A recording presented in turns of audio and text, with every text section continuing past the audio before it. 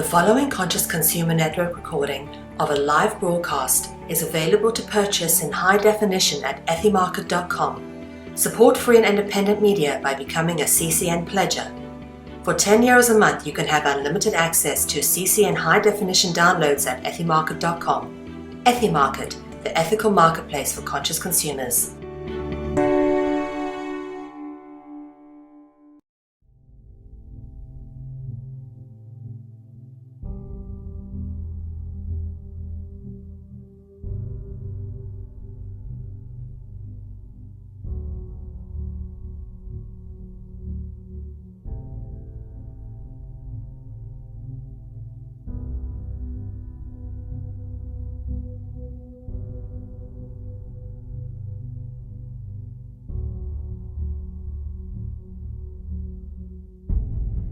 Each life we incarnate into has a divine purpose.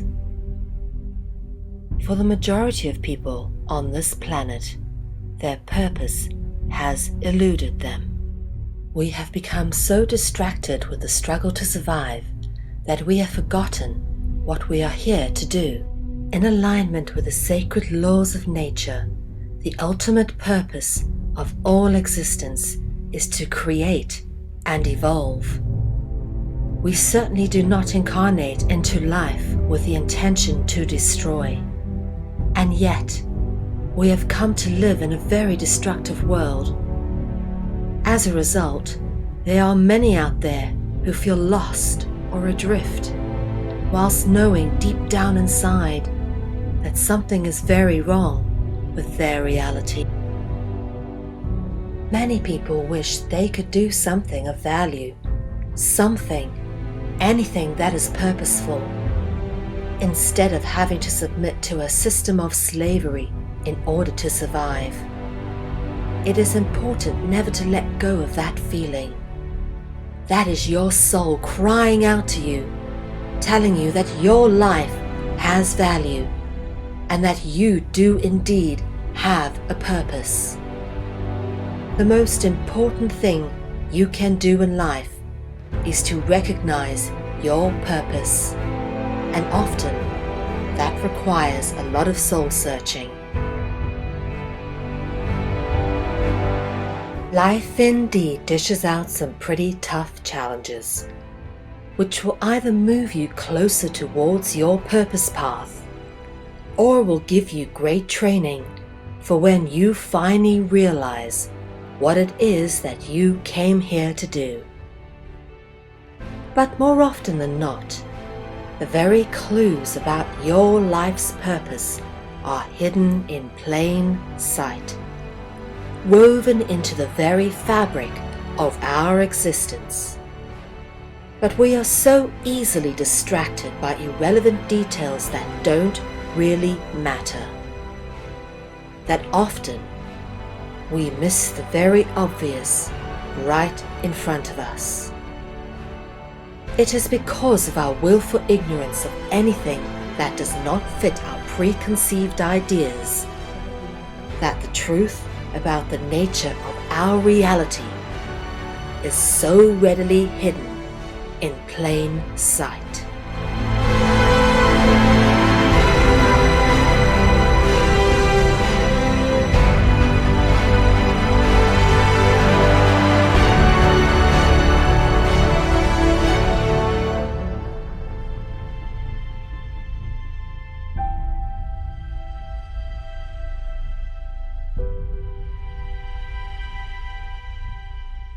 This is a very deep and personal journey, which has come to be expressed in many aspects throughout my life. This is not just an attempt to retell a bunch of research and pass it off as my own, for I am very grateful and openly acknowledge all the many wonderful people that I have been given the opportunity to work with and to learn from in order to get to the point where I've come to know what I now know. This is a journey I was always destined to go on, and likewise, how I have come to know this information forms as much a part of the story as the information itself. Your life Hello and good evening, everybody. My name is Mel V, and this is Conscious Consumer Network Live. And if you tuned in, that means you've tuned into Dragonology. This, of course, is season 2, and we have moved on to episode 7. And it seems to be going rather fast, but it's been a lot of work to put these series together. So if you have missed out on anything, please do go back and watch the previous series of Dragonology season 1, as well as episodes 1 to 6 of season 2.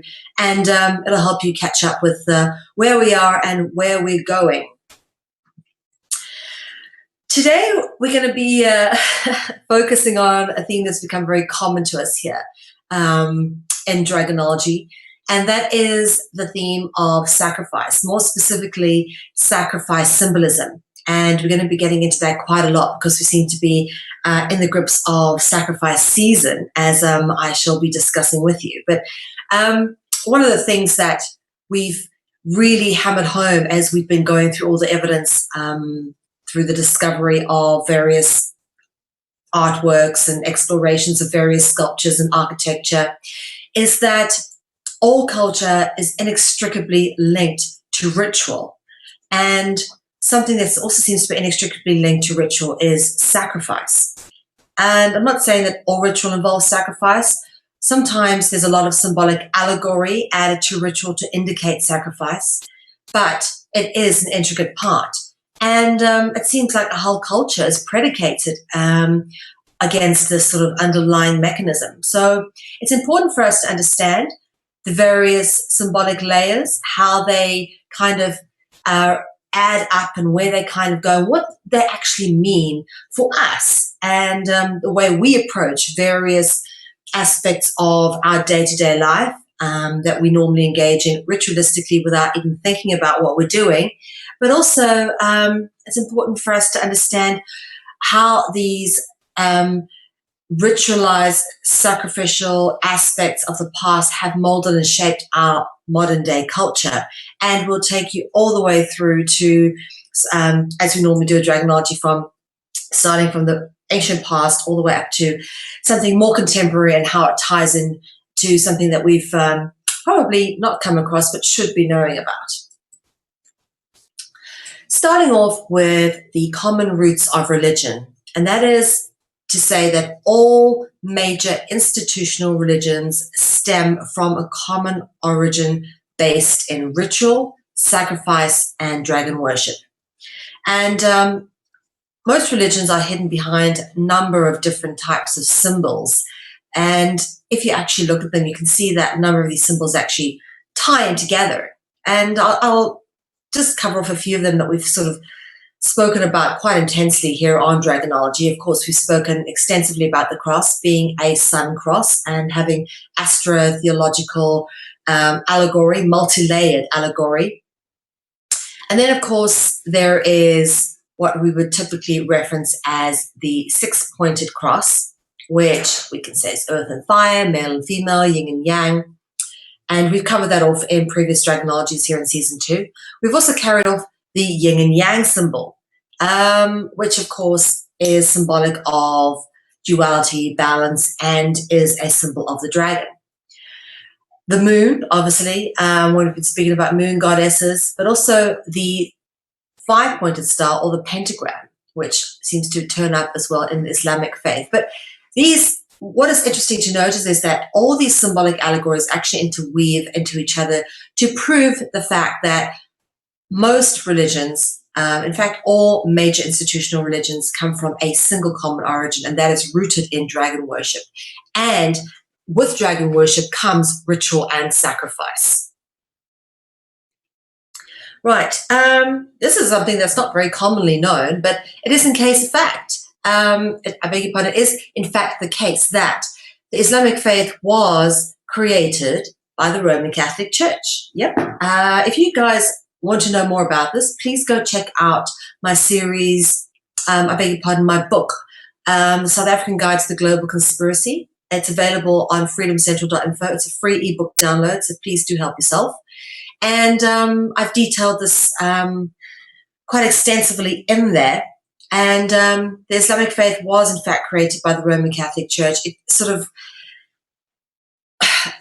is a hidden fact that the Prophet Muhammad was married to a devout Roman Catholic nun who was actually 20 years older than him. And her name was Waraka, and he was tutored by her, and she was a very wealthy Catholic nun, actually. And who knows, maybe she was paid to do this, but basically he was the guy who kind of started the whole Islamic faith, this Prophet Muhammad. Apparently he was spoken to by the Archangel Gabriel. Now, Gabriel, as we've already spoken about in previous Dragonologies, was normally clothed in green.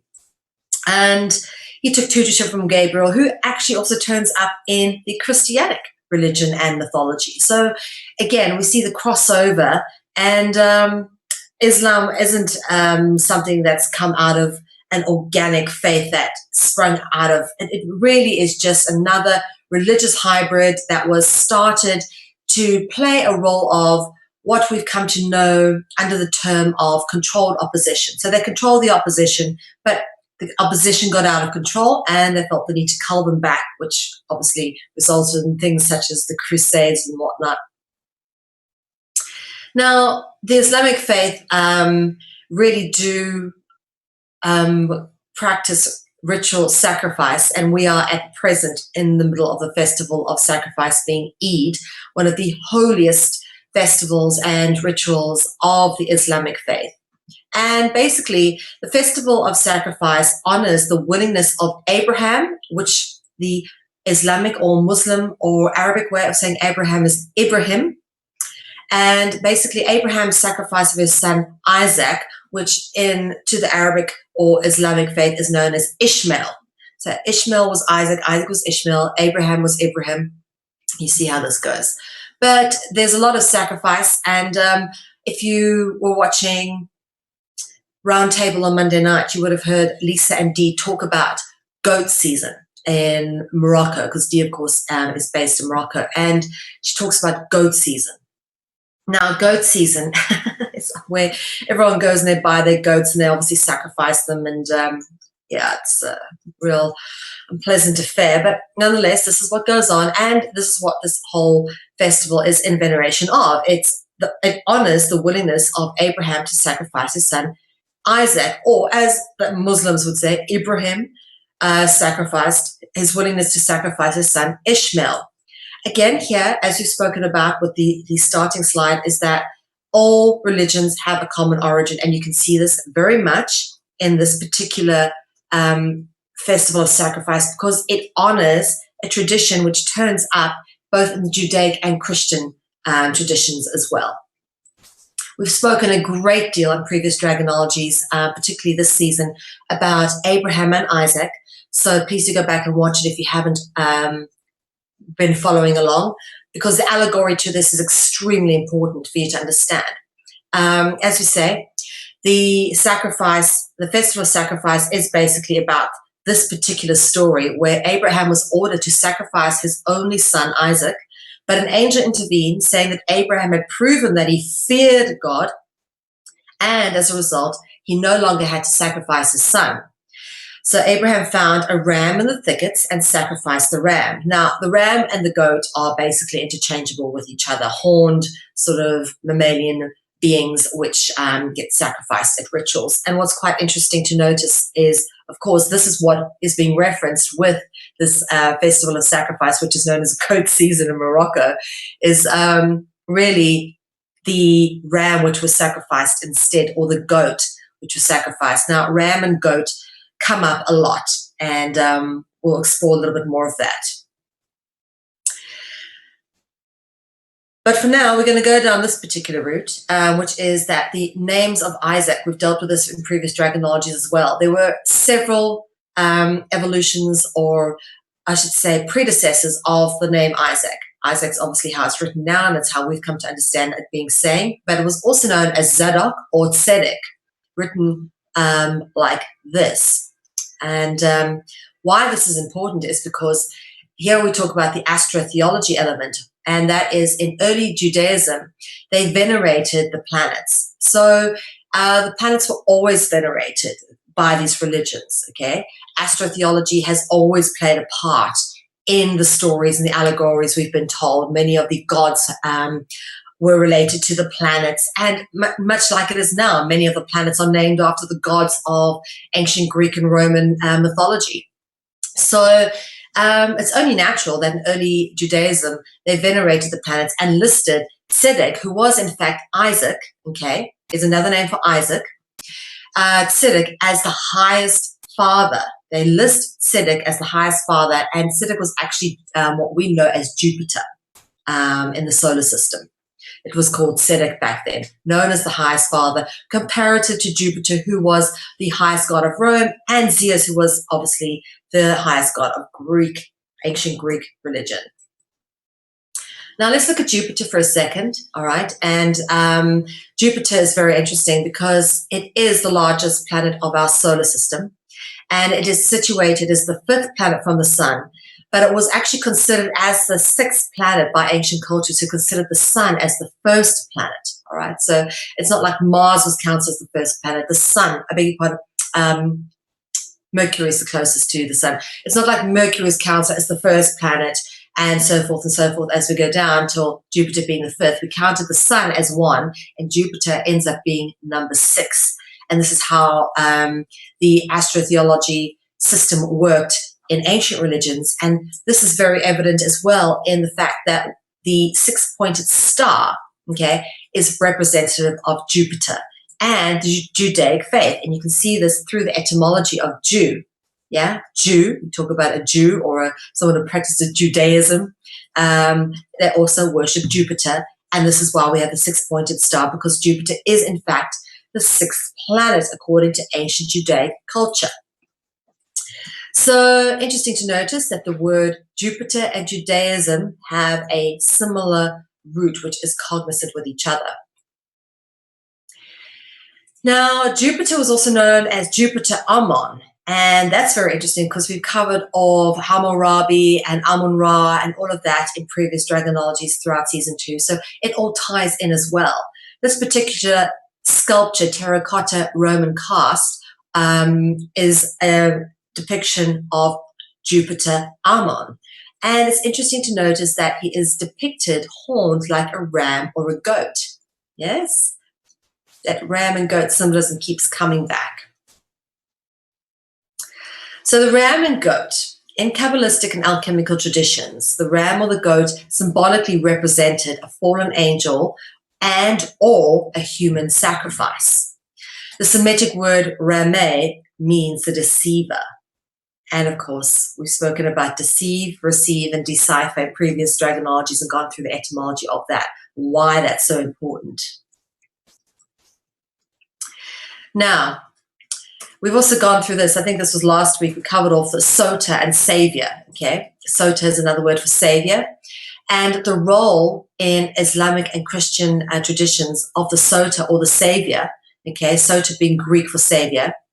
The role is reversed. We've spoken about how the paradox, contradictions, and duality is a very common theme of dragonology that keeps coming back up. Very evident here.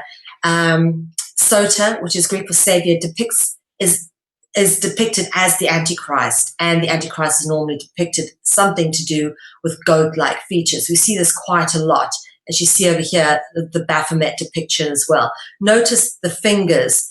We will get onto this symbolism a little later on, what that all means, because it comes up again and again. 2 fingers pointing up like that. It's important. We cover this off in this particular episode. So this is quite interesting. As you say, the goat is referenced as the Antichrist. All right, goat is used as a symbol of the Antichrist, or Baphomet, whatever you want to call him. But there's a correlation between goats and salt as well. We've covered off salt previously, but just to take you through this in a bit more detail. The goat is etymologically cognizant with the root word sot, okay? Sot, obviously being coming from sota, which we've spoken about here. Sota is the Greek word from savior, okay? It's a Greek word for savior. So goat is similar to sot. they rhyme with each other. Which, of course, sout is in turn etymologically cognizant with the Dutch word sout, okay, sout, which means salt. Now, goat symbolism is evocative of the covenant of salt. We've covered this off in previous dragonologies, all right? So this is a very interesting picture, which I just absolutely love. And if you Google goats and salt, you'll find these, of these goats who actually are able to scale these sheer face cliffs that are practically vertical. And they use their tongues to do it. And it's said that their tongues are actually able to stick to the salt in the actual cliff face, which is how they manage to pull themselves up the sheer cliff face. Very interesting. I thought that's absolutely phenomenal feat of nature, this, because they don't necessarily have the equipment with their hooves for climbing sheer face rocks like this. But anyway, intricate connection between goats and salt. And of course, if anybody's ever seen farm animals, you normally see big blocks of salt lying around. They like to lick the salt. But salt and goat are actually etymologically linked to each other as well as symbolically linked because they have a similar symbolic reference, right? So remember the covenant of salt. We covered that off before. Zeus. Now, we spoke about Zeus already. Zeus being the Greek god, the almighty Greek god. Notice, like the goats, has horns coming out there, yeah? And Zeus in Sanskrit is Jaus, spelled D-J-A-U-S. Now, the DJ is also very interesting because that is, of course, displayed in Egyptian hieroglyphics as the resting cobra symbolism. And, of course, it is the root of jinn, which is the Arabic description of dragons. So interesting to notice that Zeus in Sanskrit is Jaus, which, of course, has the additional meaning of heaven. Now, Jaus is cognizant with the Old Latin Jovus, meaning Jupiter and Jehovah, right? So Jovus obviously evolved over time to Jupiter and, of course, Jehovah. Jehovah is another word for Jupiter. So a Jehovah's Witness is actually a Jupiter's witness. So when they come around knocking, you should tell them that and tell them to go look it up. And, of course, Isaiah 42 verse 8 says, I am Jehovah, that is my name. Yeah? So it's all there. It's in the Bible. Jehovah is Jupiter. So Deus and Zeus. Okay? Jovus, as we've spoken about here, meaning Jupiter, became Deus, which in turn became Zeus. Now, let's talk about some of the etymological significance of this. Dread and sacrifice are, of course, anyone being sacrificed probably dreads it, dreads the act or dreads this happening to them. And so you should. No one should be sacrificed against their will, but it's happening all the time. So, yes, of course, we dread being sacrificed. And let's show you how this evolved. Deus is matched with Dios, meaning dread, okay? Only one vowel sound changeable there, and you have the term dread. Now, what's interesting to notice is you also have, if you take away the D, you have read. And what are dragons inextricably linked with? Reading, writing, literature, okay? What's also interesting to notice is that blood is red, so that's R-E-D. It's all in there, yeah. Dios, of course, is then matched with Theos, which means sacrifice. Yeah. So Theos, again, is etymologically cognizant with Theos, and we covered this off quite a bit. The, of course, meaning God. Theos, Theoi, The, which of course means gods or gods. Theoi is the plural, The is the singular for God. So, yeah, the gods sacrifice, they're inextricably linked even through the etymology. And of course, Jupiter's name is hidden in the word Dom. This is very significant. Dom is an acronym for Dio Optima Maximo, meaning the highest and greatest God. Remember this, because this is what this figure signal point, I beg your pardon, this is the hand signal we were talking about earlier. That's what it means. It's referencing the highest, greatest God, or the Father God, the highest and greatest God. So Dio Optimo Maximo is Dom, and Dom is Jupiter's signature, and it's a name that's hidden in words. It's a root word which turns up in interesting places. The word dom turns up in words such as kingdom, dominus, which means Lord. Okay, that's Latin for Lord. Domicilum, which means home, and I beg your pardon, domicilum, which means home, and domina, which means mistress. This, of course, where you get terms like dominatrix, etc. But interesting to notice that with this particular sculpture of Dom, you've got wings and skull, and of course the skull allegory becomes important when we go on. But from the acronym DOM, which is the signature of Jupiter, stems other words such as domicile, dominate, dominion, but most importantly, we've spoken about this previously, of course, dome. This is the dome on St. Peter's Cathedral, of course, with the 12 apostles standing outside. But yeah, dome, this is the reason they put domes on and why it's called a dome. It ties in the signature of Jupiter. Okay, and in the same way, we've got columns in all of these buildings as well. Loads and loads of columns. Columns reference the serpent as well through the etymology, much like domes reference the gods or the dragons or Jupiter through the etymology. And of course, from the word dom, we get the word dame and damsel. And this is part of this picture, Dame Edna. Couldn't resist, but yeah. So dame and damsel come from the word dom, which of course is the signature of Jupiter. And this is where we get onto the feminine aspect. The dames of Malta is the most commonly used way I've come across the word dame. You don't much come across it. People get knighted as females get knighted as dames. So dames of Malta. And the dames of Malta are known as the cult of the Black Virgin. That's what they are. Okay, the dames of Malta are nothing more than the cult of the Black Virgin, also known as the Black Madonna. Now, this is an old picture of the dames of Malta. Very interesting to notice is the skull. The skull that we see over here as well. And remember the skull because we come back to it. The cult of the Black Virgin, again, here we've got the skull and we've got a Black Madonna and a Black child. Yeah, very interesting. The Black Virgin is commonly depicted with a black child, obviously being a black Jesus, and a skull beneath her. Okay, so the skull keeps coming up. Here's some more pictures of the Black Madonna, often depicted with scars on the face. But notice the aureola, or I beg your pardon, the halo. These are halos because they're around the head. And here we go again with it's a depiction of Jesus with the fingers like this. Yeah, you see that? Fingers pointing like that. Here we go again. And of course, the Black Madonna in this particular depiction is holding an orb. And that becomes significant as we go through this as well.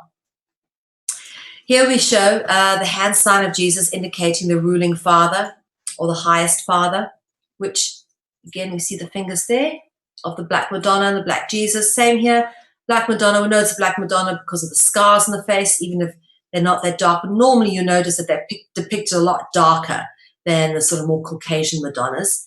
But again here, same hand signal, this again.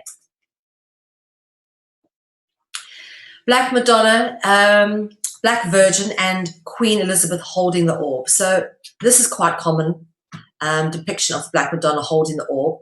And Queen Elizabeth is often depicted holding the orb. And as we showed you here, here's another depiction of the Black Madonna holding the orb.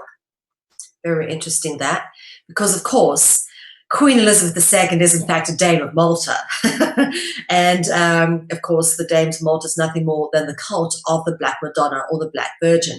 And, of course, Queen Beatrix of the Netherlands, former queen, is also a Dame of Malta. And, of course, this is the Maltese cross, the variations of it having the 8 points. This, of course, is the evolution of this. This was the original, and this is how it sort of has evolved over time. And going back to the damsel, obviously, because from dame we get damsel. And the whole concept of the damsel in distress is invocative of the word dharma. And the word dharma actually means tear. That's very interesting because obviously a damsel in distress would be tearful. And dam is very interesting because Jupiter's signature being dom is a play on the Semitic noun dam, okay? And the Semitic noun dam actually means blood. And what's interesting is that this is actually used in verse in Shakespeare. Well, it's not really written by Shakespeare. It's more likely Edward de Vere, the Earl of Oxford, who wrote the works attributed to William Shakespeare. But this is out of the play Macbeth. Out damned spot, out I say, okay, Act 5, Scene 1, where she's trying to wash the blood off her hands. And what she's talking about is the bloody spot, out bloody spot, out I say, out damn spot, because damn means blood. And this is provable again by this example. Damn, obviously how we've come to it, damn, you know, as an exclamation of something that's annoyed us or, you know, that's excited, damn, that's good, you know. That's how we use the word damn nowadays. But the word damn or damn written with an N at the end has been used in the English language as an explanation, an exclamation, or an expletive in much the same context as the word bloody. Okay, and I'll give you examples. That bloody delivery is late. Okay, it's the same as saying that damn delivery is late. Okay, bloody and damn are used interchangeably in the same context because they come from the same word. Dam means bloody. It's a Semitic noun for blood. Okay, so blood sacrifice. Let's have a look. Dam meaning blood is deduced from the Aramaic word dema, meaning blood. That's where it comes from. Philologically, dema describes dame, meaning a privilege or value. I beg your pardon, this means to say a price or value. So dema describes dame, meaning a price or value, which is normally assigned to sacrificial atonement. So we've spoken about this previously. Tax, sacrificial atonement. Tithe, sacrificial atonement. Yeah, this is what it's all about. It's always about sacrificial atonement. This is what the sacrifice is all about. Okay? And of course, the blood has a value. It represents a price or a value. Again, here, this hand gesture keeps coming back up. Oh, and here's an orb to go with it. This is what is commonly known as the Lost da Vinci. And the hand signal indicated by Christ in this painting by Leonardo da Vinci is said to indicate Christ's allegiance to the ruling father, all right? Or Ducere Pater, which is the Latin version of ruling father, okay? And Ducere Pater, which is etymologically cognizant with Jupiter. Ducere Pater, Jupiter. Yeah, you see how that Ducere Pater is etymologically cognizant with Jupiter? Let's have a look at this. Jupiter and Saint Peter. Saint Peter, okay, Jupiter became Saint Peter when Christian monotheism replaced pagan pantheism in 333 AD at the Council of Nicaea, overseen by Constantine. And basically, that's what happened. They changed the pagan god Jupiter to the Christian patron saint, Saint Peter. Okay, very interesting to notice that.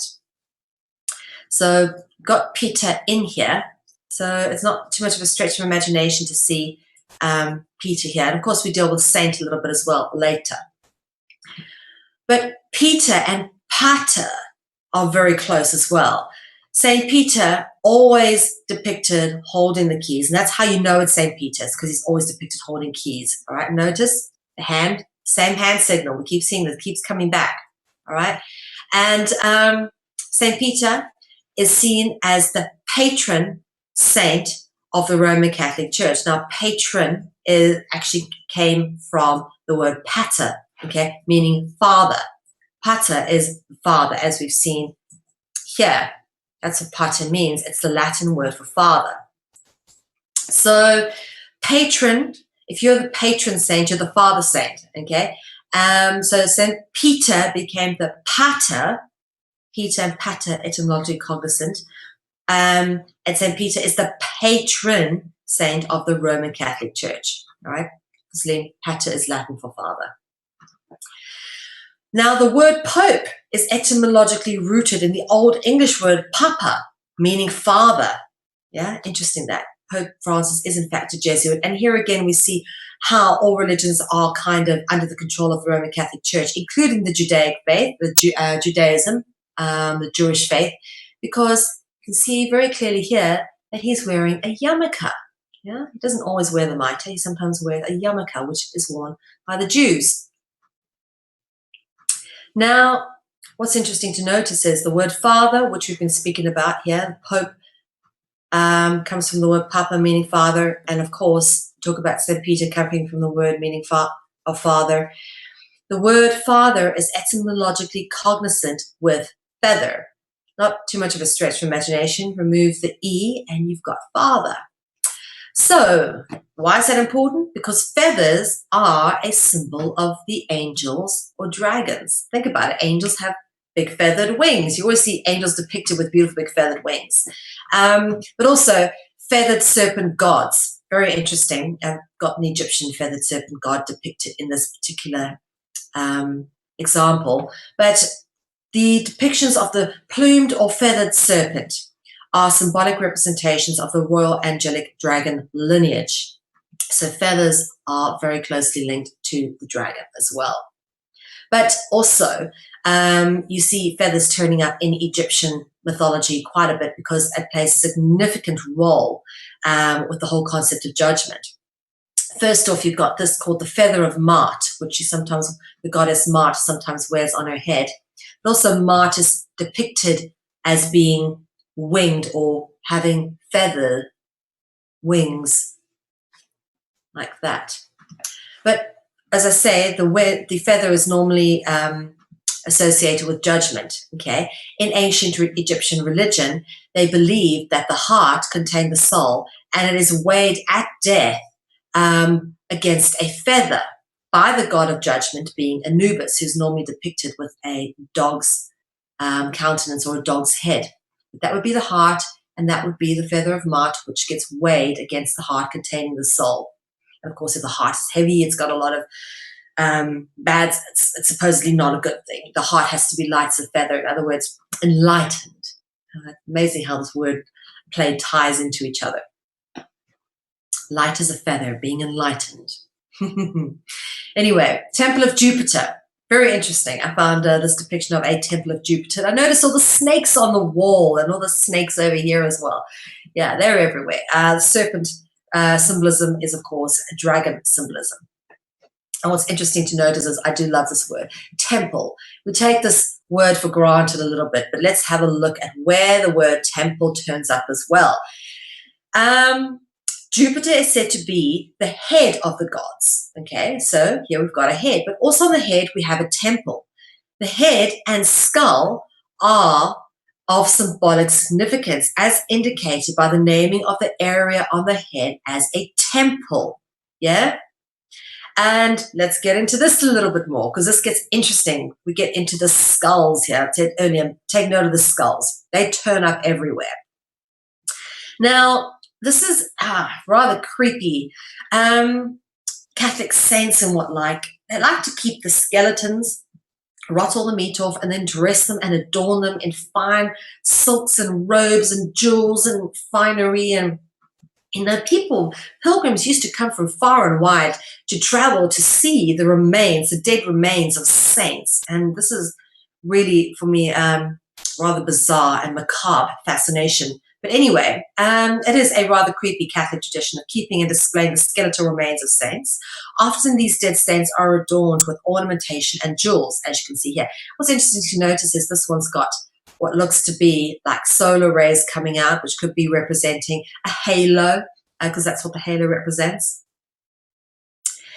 And yeah, again, notice the solar ray, common depiction coming out the head here. But this is a depiction of Saint Death or Santa Muerte. I just love these particular depictions. I'm quite fascinated with them. Santa Muerta is a personification of death and is represented as a feminine skeletal figure being venerated in Mexico and southwestern United States, and evolved as a mixture of Mesoamerican and Spanish Catholic beliefs and practices, and is celebrated on All Saints' Day or Day of the Dead. That's when this imagery is common. And that, of course, All Saints' Day or Day of the Dead happens on the 1st of November. Important date, and we'll show you why. Because it is the day after All Hallows Eve. All Hallows Eve predates, obviously, 31st of October, which is Halloween, predates All Saints' Day or Day of the Dead, which is obviously the celebration of Santa Muerta. And Halloween is very interesting. We cover this off quite a bit. As I say, Halloween, also known as All Hallows Eve or All Saints' Eve, is celebrated on the 31st of October, which is the eve before the 1st of November. Like we have Christmas Eve and then we have Christmas Day. You have the same thing as Halloween, All Saints' Eve, and then All Saints' Day. And one of the common depictions for Halloween is symbolically represented quite often with pumpkins, which are known as jack-o'-lanterns if you cut them out and put little candles inside them. I quite like doing that. It looks really pretty. But what's interesting to notice is that Halloween is inextricably linked in with the harvest ritual and festivals. Halloween is linked into the end of the harvest festival, which is usually marked with ritual sacrifice. Hence the use of pumpkins at Halloween, because, of course, this is harvest time for pumpkins. And Santa Muerta is commonly depicted with owls, which turn up quite a lot. We've spoken about owls extensively. Or holding the skith, which, much like the Grim Reaper, is indicative of harvest, which is that over here. And here's some more depictions of Santa Muerta, all adorned and dressed up with beads and pictures of loved ones who've died, all sort of strange traditions. Interesting to see here, she's depicted standing on a moon like a moon goddess, like you sometimes see Mary standing on the moon. Look, here's the skull again, and this time she's totally surrounded by, not a halo this time, but an aureola, which is a full body halo with sun-like rays that come out of it. Very interesting. So you see all the symbolism keeps coming back. It's just interpreted in very interesting and unique ways. Now, what's interesting to notice is the words saint, Santa, and Satan come from the same root group of words, yeah? And there's a reason for that. Anyway, cultic death figures. Interesting to notice how similar Santa Muerta, the feminine version, is, as well as the Grim Reaper. They're very, very similar to each other, both depicted with these long skits, and both skeletal. Of course, Santa Muerta is the feminine version of the Grim Reaper. And we've dealt with the Grim Reaper quite a few times in previous Dragonology episodes. He does come up again and again.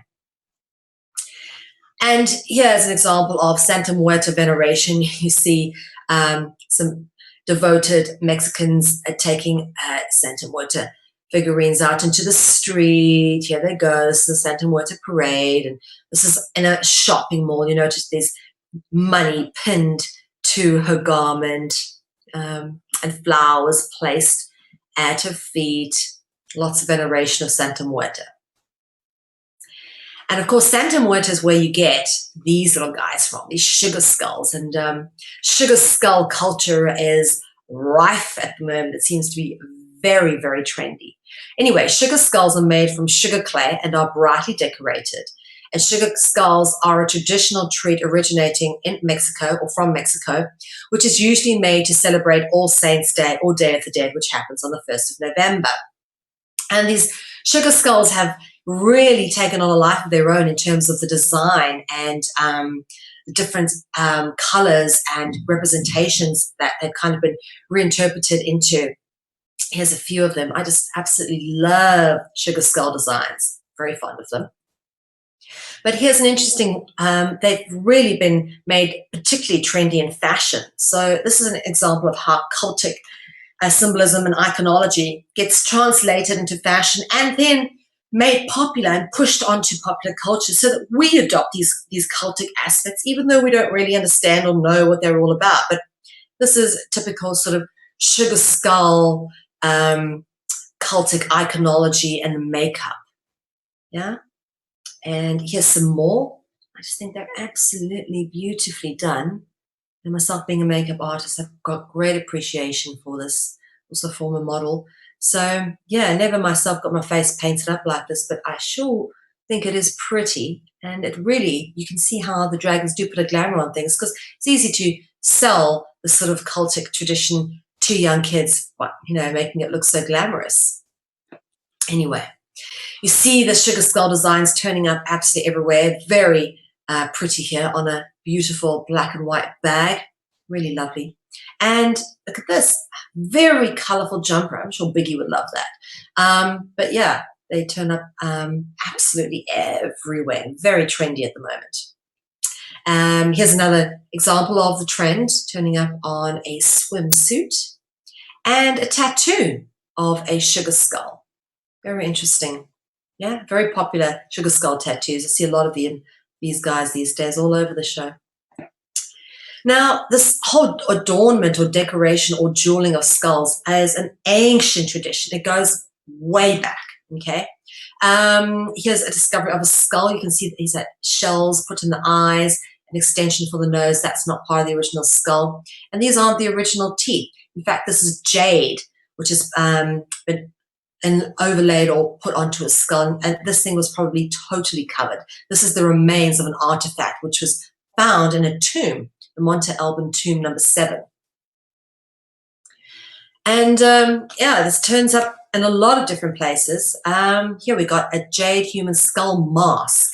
We've spoken a lot about theater and masks and stuff, and they turn up quite a lot. Now, here's a mask made from human skull with the back removed and lined with deer skin. Okay, and this artifact was obviously meant to be worn as a mask and used in ritual theatrical traditions. And this particular mask is meant to represent, if I can say this, Tezcatlipoca, one of the Aztec gods of creation. Interesting that, yeah? Now, this is, I tell you, I was living in London when Damien Hirst made this interesting little number. Damien Hirst is a very famous artist, absolutely initiated, without a doubt. Famous for pickling cows and all sorts of animals and calling it art. Well, he found a very old human skull, I think it's over 100 years old, and he decided to stick diamonds all over it. And it's a platinum skull set with diamonds. This is one of Damien Hirst's most important and widely recognized works. Its raw materials define it as an artwork of unprecedented scale. It is made up of 32 platinum plates, which are encrusted with flawless pave set diamonds, weighing in at a massive 1,106.18 carats. Wow. The teeth inserted into the jaw are real and belong to the original skull. Okay, that's interesting. So pave set is a very difficult set to do. It's when the diamonds are set flat. They're not actually lifted and held by a claw. All you see is the surface layer. You don't actually get to see the bottom. Very, very extravagant, because obviously you're taking away the back layer, which the conal side of it. You don't get to see that side like perhaps if you had it raised in a ring. A pave set is normally flat.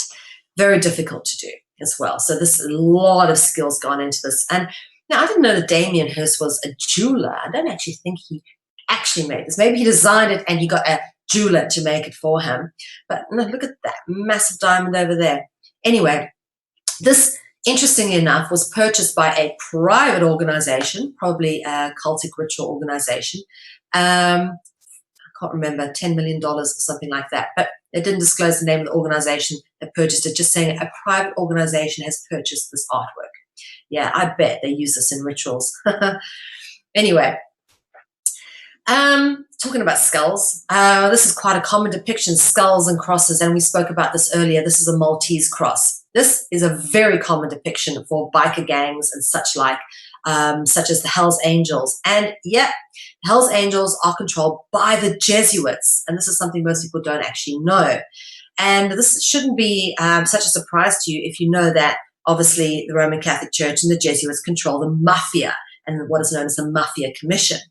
Okay?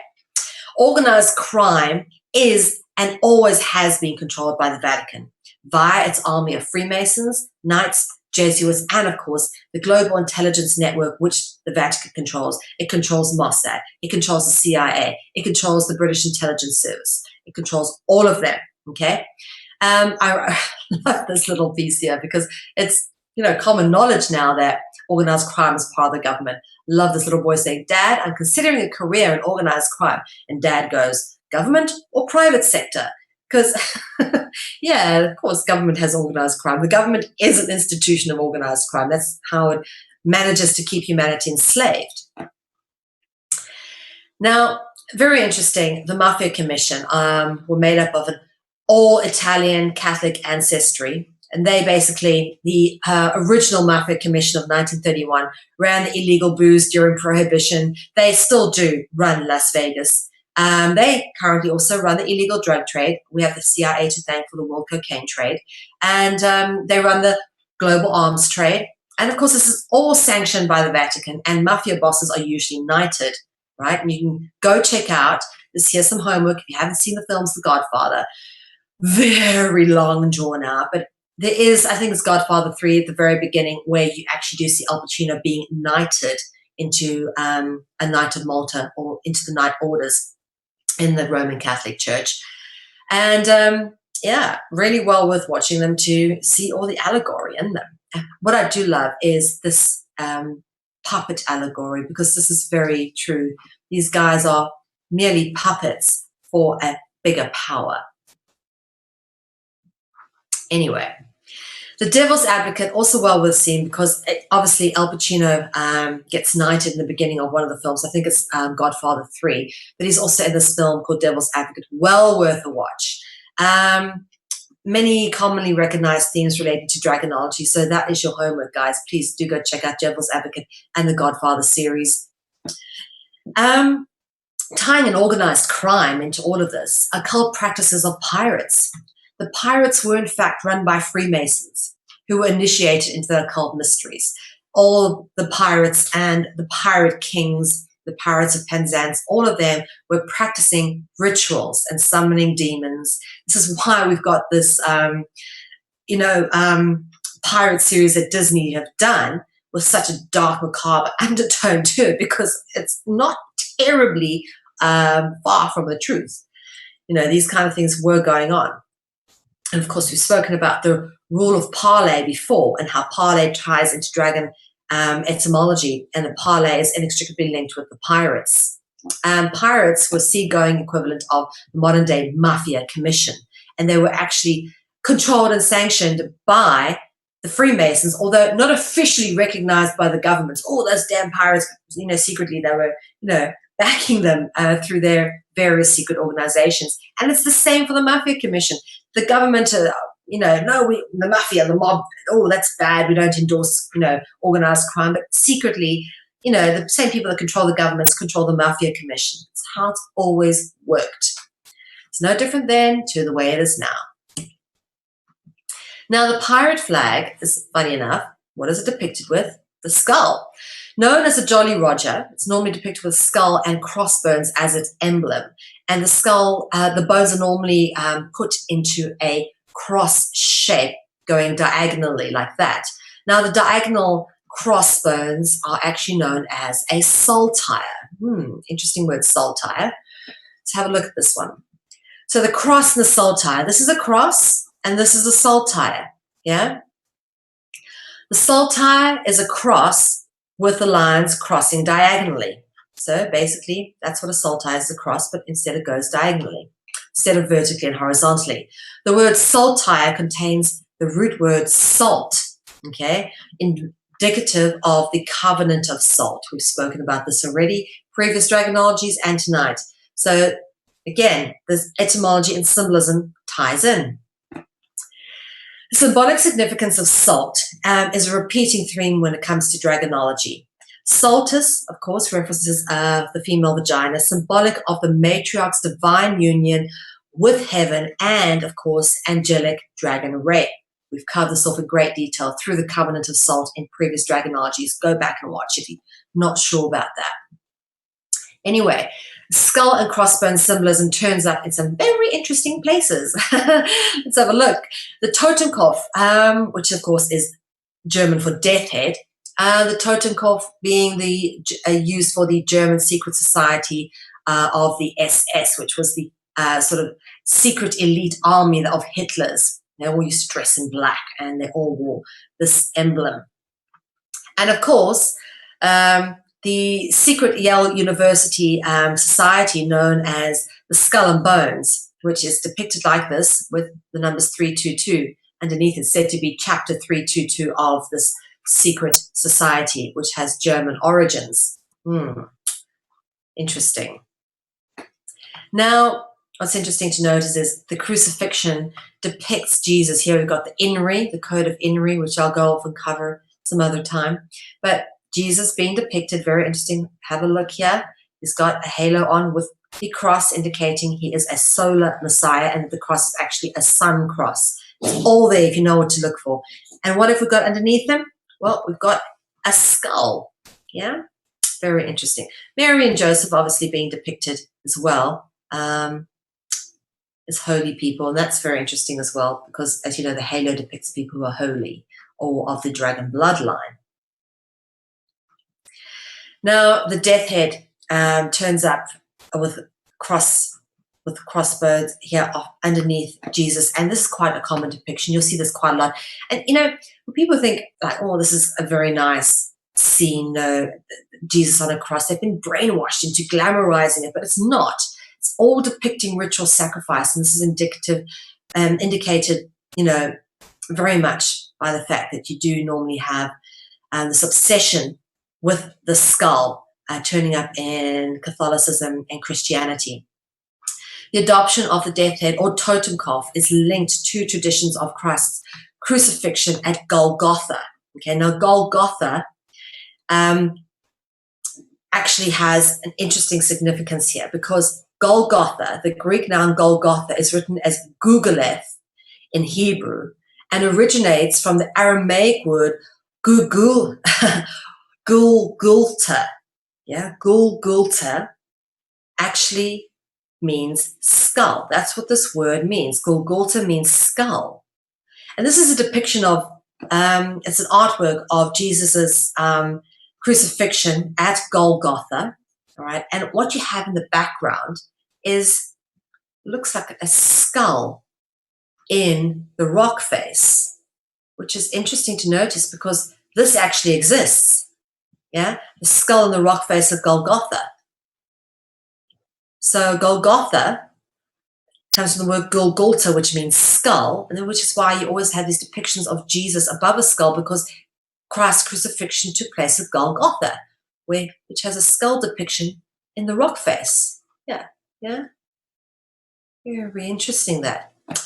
So we spoke about the temple and the head, obviously earlier. A lot of allegory. But this is taken a step further. Temple or forehead, okay? Masdar is the Arabic noun for temple or forehead. All right, talk about the temple of Jupiter and the head and, you know, all of that symbolism coming through with the skull. But to take it one step further, Masdar is deduced from the old Semitic phrase masdar, meaning to harm a child, indicative of sacrifice. So, you know, it doesn't matter which language you go to, it's all there. It's all hidden in the allegory.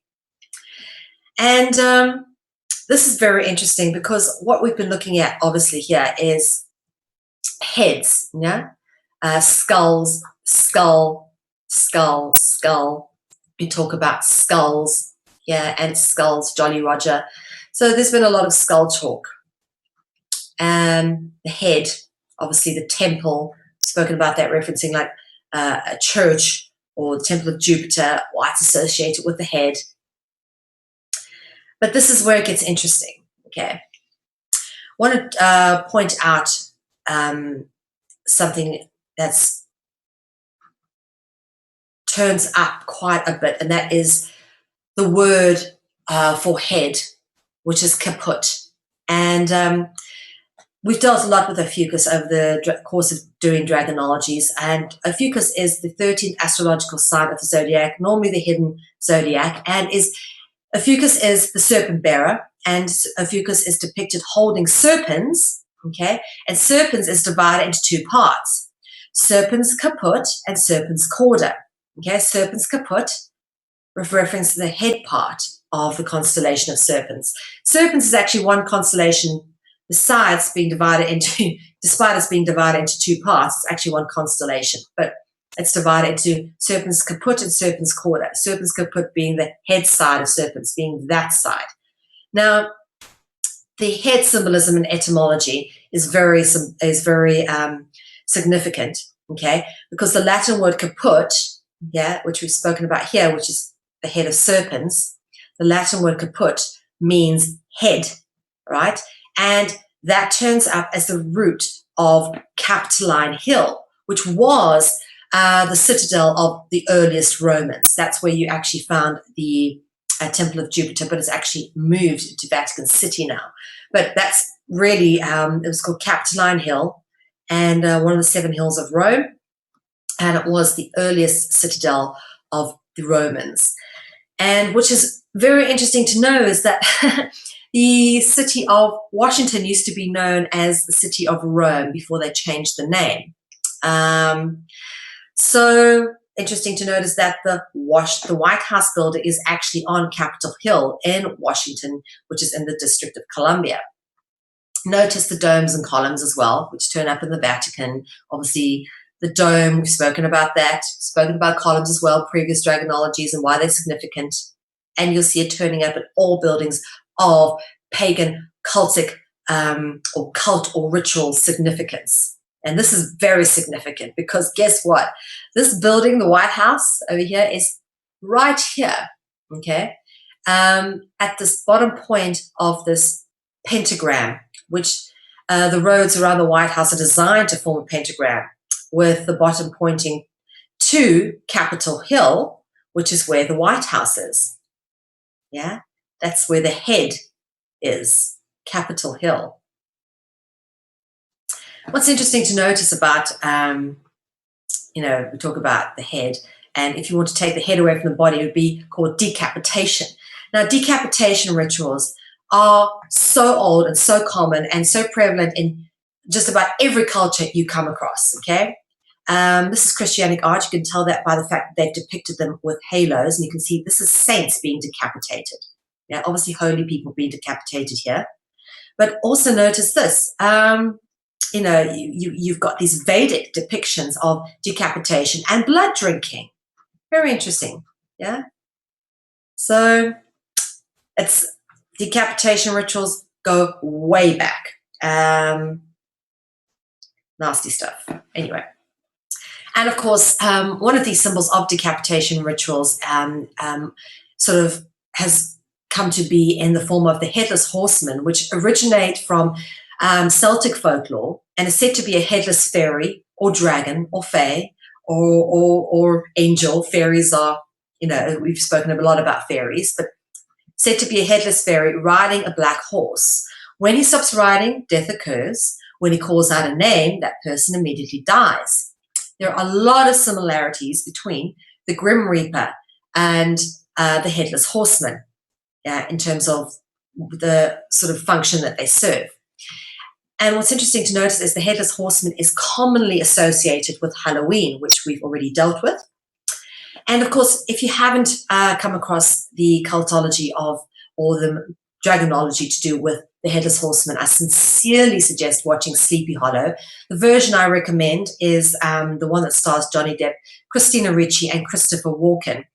Now, in a film like Sleepy Hollow, they wouldn't put just anybody into it, okay? These would have to be people who either have soul contracts or are initiated into some kind of Hollywood cult. But please do go watch it. Beautifully done.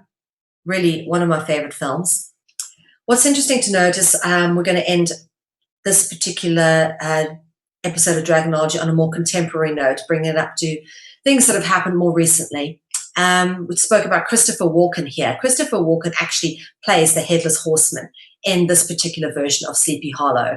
But what's interesting to notice is Christopher Walken was also part of a very sad or interesting occurrence in the world of Hollywood and entertainment.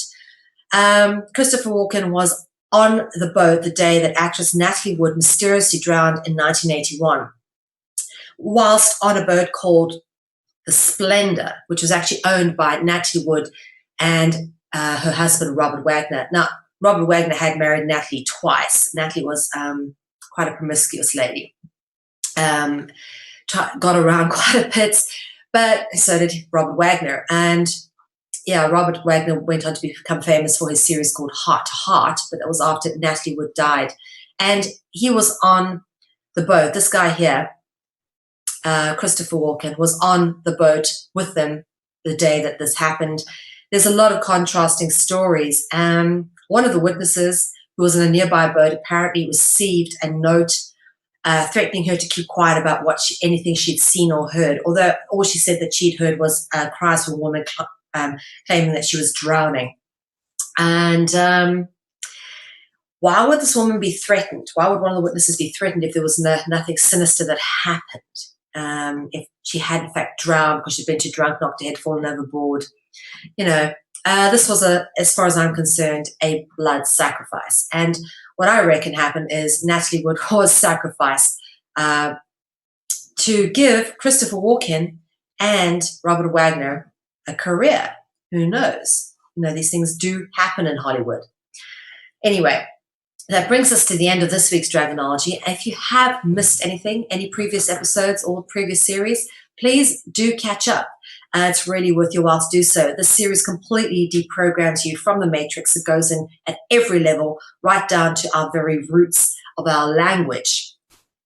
And of course, all Dragonology episodes are available in high definition downloads. So please, guys, support free and independent media by getting a high definition download for €5 per download at Ethymarket, or you can become a monthly pledger for €10 a month and get free and unlimited access to all of Conscious Consumer Network's high definition downloads, which are all available at ethymarket.com.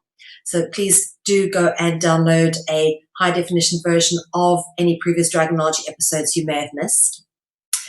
And for any other broadcasts, please check out our broadcast guide, which is updated weekly. We are always adding new content, and we are always looking for new and exciting broadcasters. So if that is you, please do get in touch. We'd love to hear from you and see if we can work together.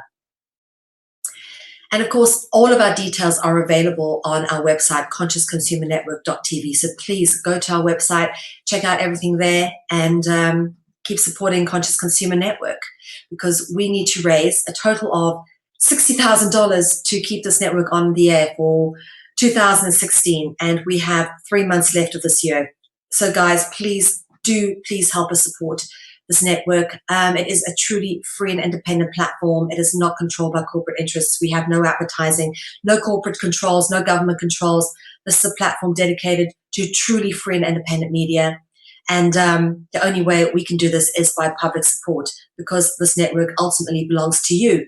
We don't claim ownership of any of the information that we put out there. We believe information is the common heritage of all beings, and you own as much as we do, and therefore we need your help to keep this network on the air for 2016. So please, guys, help us out, support Conscious Consumer Network, and go to our website, consciousconsumernetwork.tv, hit the donate button or the network support fund, and help us keep on the air. We only have 3 months left of 2015, so as I said, please do help keep us on the air for 2016. It would be great if we could keep going. We have reached so many people over the course of 2015. Trust me, I get the letters. I hear from these people. I know. Anyway, we thank you for tuning in and supporting free and independent media. This is it from me, MEL VE. Until next week, I'll see you then. If you really had to make a difference on a large scale with minimal resources, how would you go about it? Have you ever dared to dream of doing that which seems impossible? On a planet steeped with corruption and destruction, the question beckons, how do we change it? Media has a far-reaching impact on people and has been used to manipulate humanity into our current destructive patterns. In order to affect people into moving into constructive patterns of behavior, we need to construct a new paradigm of media.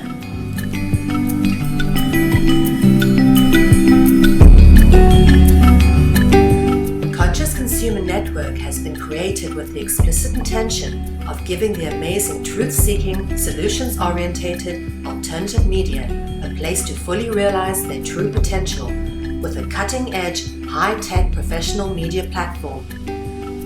In turn, some of the greatest freedom-seeking hearts and souls of our time have realized the true potential of what has been created and have come together to provide their insight and inspiration on CCN. Conscious Consumer Network has become a unique, interactive information and educational network which provides a free-to-view, live-stream, ultra-high-definition channel to the world and features 25 live shows a week and growing with the addition of multiple language broadcasts. CCN has features comparable with mainstream media, such as being able to pause and rewind broadcasts whilst being live streamed. Catch up on missed or previous broadcasts, now available from CCN high-definition downloads. You can now purchase a high-definition download of your favorite CCN show from effimarket.com. Support free and independent media by becoming a monthly pledger. This can be done with a monthly pledge of €10, which will allow you unlimited access to CCN's high-definition downloads, which hosts a back catalogue of over 250 shows which have been aired since the launch of CCN on the 1st of January 2015. In order to keep CCN on the air, public funding is needed. Please donate to CCN's Network Support Fund or become a monthly pledger. Help keep alternative media in the hands of the people. We thank you for supporting free and independent media.